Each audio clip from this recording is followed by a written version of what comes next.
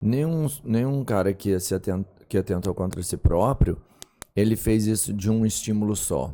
Que esse Sim. estímulo, na verdade, ele nasce e ele vai crescendo, e é o que você falou, ele tem uma história, não é? Não existe um ímpeto do nada, ele é uma história que acontece, né? Não é uma coisa de uma hora pra não outra, né? sei. Porque, assim, eu acho que de repente a pessoa pode pensar assim, por exemplo, você tá desempregado, né? Às vezes tá passando, ou terminou um relacionamento, aí você fala, nossa, não consigo ver se essa pessoa, por mim, preferia morrer, né? Você tem esse tipo de pensamento, preferia morrer. Agora, eu acho que quando você começa com esse tipo de pensamento, tipo, de planejar, aí é complicado. Ou uma outra coisa que eu sempre falo para as pessoas, observem os familiares, os amigos, que começam muito com aquele tipo de pensamento, assim, ou de conversa. Eu queria dormir e nunca mais acordar. Isso também é uma bandeira vermelha. Por que a pessoa fala tanto... E eu tinha muito disso. Eu queria muito dormir e nunca mais acordar. É uma forma também de você querer sumir, né? Acabar com a própria vida. Não assim, talvez a pessoa não vá planejar fazer alguma coisa. Mas você vê que ela não tem mais prazer na vida. A pessoa que dá esse sinal vermelho, sei lá, minha vida não tá valendo nada, eu tô querendo acabar com isso. Essa pessoa ela tem que ser medicada, assim, encaminhada para um profissional Psiquiatra. sempre. Ou você acha que existe a pessoa que pode fazer isso para chamar a atenção? Eu te falo porque você falou o termo de relacionamento, por exemplo. Manipular. A gente terminou aqui hoje. A pessoa vai assim, eu vou acabar com a minha vida aqui agora. Se ela sinalizar isso, ela querendo ou não tem que levá-la para o psiquiatra, então. Porque assim, como é que você vai saber se é verdade ou não? A vida não dá pra brincar, né? A pessoa, assim, manipulação existe. Essa é a minha segunda hipótese. Existe. Uma outra coisa que existe muito também é paciente que tem depressão e ansiedade e manipula os outros. Que é a pior situação, porque aí você banaliza um estado... Manipula. Sabe por que eu tô falando isso pra vocês? Como eu tô dizendo pra vocês, eu falo a verdade. Eu não minto. Eu não sou de pessoa... Eu não falo só das minhas... dos meus acertos. Eu manipulava pra poder chamar atenção. Muitas vezes... Assim, eu tinha os sintomas, algumas vezes. E... Às vezes eu falava pro meu marido, eu vou me matar. Eu falava pra ele. Você queria atenção. Várias vezes com ele. Às vezes eu não tava pensando naquilo, mas eu falava pra ele. Era uma forma de manipulação. Porque por insegurança, por outras coisas que eu tratei em terapia. Mas como assim, ele já Tadinho. Assim, você entende, né? Coitado já. Entendeu? Então assim, quando às vezes algumas pessoas chegam em mim falando, Nath, minha esposa, meu marido tá falando que vai se matar. Eu falo, cara, é complicado, né? Porque assim, mas aí o meu marido, ele foi aprendendo a lidar com isso. Você quer se matar? Então eu vou ligar agora pro seu psiquiatra e pra sua psicóloga. A gente vai falar com eles. Porque se você tá com esses pensamentos, a gente vai conversar com eles. Sim. Então ter a família nessa intervenção ajuda também a pessoa a não manipular. Porque existe sim a manipulação. Existe. Hoje, quando eu olho, eu falo, meu Deus, que vergonha que eu fazia esse tipo de coisa. E como é que tá a saúde mental do seu marido? Gente, tadinho. Na época foi difícil pra ele, né? Porque é foda, Ele foi fazer né? terapia, foda, viu? Não é? Ele foi fazer terapia. Afeta todo o casal. Lógico que afeta. Afeta a família, afeta filhos. Afeta a família, que teve períodos que a gente pensou em separar, né? Porque imagina, você tem uma pessoa super alegre, de repente você briga com ela, ela fala, eu vou me matar. Porque a gente tá brigando, eu vou me matar. Porque você não fez o que eu quis, eu vou me matar. Era nesse nível. Sim, é punk demais. Gente, quem aguenta? É difícil. Não é difícil. Mas aí o que ele foi? Ele foi mais esperto que eu. Porque aí ele começou. E aí o que ele fazia? Às vezes eu não queria ir no psiquiatra. Ele falava, você vai? Eu não vou. Não, você vai. O Uber tá aí na porta, você vai. Você vai. E aí, às vezes, ele ligava pra uma amiga minha amiga tava lá na porta da clínica, me esperando. Pra ver se você foi mesmo. Pra ver se eu ia. E aí, era assim, ele saía de manhã, tomou remédio, Natália? Tomou remédio. Antes dele sair pra ir trabalhar, ele falava, abre a boca. E por que não toma, né? Porque, primeiro, sei lá, às vezes eu esqueci, às vezes, sei lá... Não, eu esquecia mesmo. Isso aí não sei era lá, às vezes eu ficava manipulação, meia, não. sabe? E ele falava não. Eu falava, eu não vou fazer terapia. Ele, você vai fazer terapia sim. Aí ele começava a me ligar. Natália, atende. Levanta, você vai fazer terapia. É online. Ah, mas eu não quero. Não, mas você vai fazer. Então, às vezes, a gente precisa de alguém que faça essa intervenção. Sacode. Tipo, ó, pera um pouquinho, você tá doente, vamos fazer. Então, a gente precisa disso. De alguém que...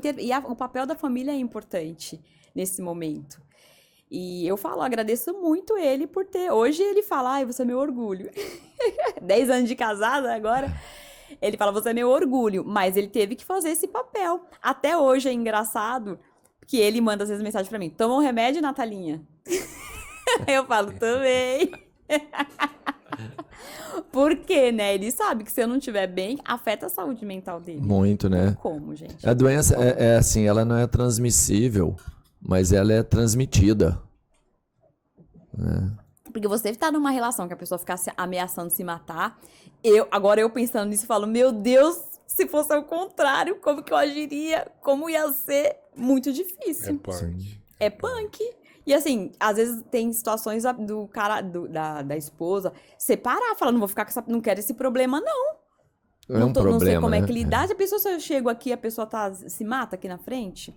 Não, e a pressão psicológica constante. Já tem a pressão porque é um problema de saúde. Quando a gente gosta e a gente conhece, é inevitável não se dedicar para situações assim. Você já vai ter uma dedicação. Você não tem conhecimento. Às vezes você não tem estrutura. Né? É um fardo, realmente. Outro dia um amigo do trabalho me chamou falando que a esposa dele tem, né, depressão e ansiedade e que ela estava ameaçando se matar e matar a filha. Ela falava que ela ia se jogar e a filha pequena ia junto. O cara entrou em parafuso, não conseguia trabalhar. E aí eu falei, não, leva ela para o hospital. E ela acabou depois até sendo internada numa clínica psiquiátrica. Porque às vezes é melhor, gente. Se a pessoa é um risco para si, às vezes você precisa dessa intervenção porque você não consegue falar por você. Então a gente fala, eu não quero ser internada. Eu sempre autorizei. Se tiver que me internar, me interna. Se eu não estiver falando por mim, me interna. É melhor internar, porque lá você vai ter uma intervenção e uma supervisão 24 horas por dia. Não precisou internar, né? Mas às vezes é necessário, né? Então imagine a pessoa que vive com isso. Você tem uma filha pequena de 4, 5 anos, sua esposa, quando você sair pra trabalhar, eu vou me matar e vou me jogar. Não dá pra você dizer se é manipulação ou não. Como que você vai? E como que você fica, né? Cara, eu acho que nesse nível, assim, deve causar um dano irreparável, assim, na pessoa, assim, sabe? É um como trauma se eu tivesse uma muito grande. porta na minha cabeça que você acabou de abrir ela. Ela tava fechadinha. Mas você falou isso aí, você abriu ela assim e não fecha mais. Eu vou ficar maluco. Fica maluco. Eterno. Preocupação eterna. Então, assim, a intervenção é importante, né? Esse papel da família de falar, olha, pera um pouquinho, vou aqui, vamos fazer. E eu fui aprendendo isso, já fiz até essas intervenções que eu falo com a minha família. Teve uma época que a minha mãe tava mal, não tava deixando ninguém em paz, com crise de ansiedade, indo pro hospital e não queria passar no médico. Essa resistência, não vou passar no psiquiatra porque eu não sou louca, eu só tô com falta de ar e tal. Falei, pera um pouquinho, mãe. Amanhã, 2 horas, marquei psiquiatra, a psiquiatra vai te ligar e todas as quinta-feiras você vai fazer terapia a tal horário. Ah, eu não quero. Não, você vai. Óbvio que você vai ver a rotina de cada família, né? Porque tem família que às vezes você não consegue, mas a minha família foi possível. Conversei com meu pai e falei, pai, você vai ser o responsável por dar o remédio pra mãe, tá? Gente, 6 meses de tratamento, minha mãe virou outra pessoa. A gente ia deixar até quando? Enlouquecer a família inteira? Porque ela mora em Minas. Aí ligava pra mim aqui, aí ligava pro meu irmão, aí ligava pra todo mundo, aí todo mundo desesperado. Então, às vezes, pela sua paz de espírito, às vezes tem que fazer isso, intervir. Mas seu pai ainda teve sorte, porque ele teve voz ativa. Porque eu vivo de uma proximidade com um casal que é assim. A mulher tem que tomar o remédio, a gente deixa incumbido, tipo assim, ó, pro marido, você vai dar uma medicação. Ele vai dar a medicação, fala, você não me manda não. Não vou tomar, sai pra lá. Aí vira briga ele pra não ter esse conflito, sabe, pessoal. Não fala nada. Não, acaba não conseguindo. E esse é o problema, a pessoa não se enxergar com uma doença. Tem que entender e aceitar o diagnóstico. A primeira pessoa que precisa aceitar o diagnóstico é o paciente. É.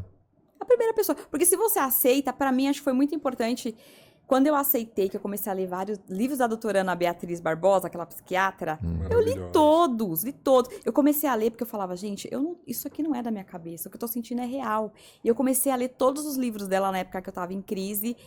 E aí foi o que me fez entender. Não, gente, o que eu tenho é real. Então, independente do que as pessoas falarem pra mim, ninguém vai conseguir desabonar o que eu sei que é verdadeiro o que eu tô sentindo. Então eu aceitei, abracei ali a minha doença e falei, eu preciso buscar formas de me tratar.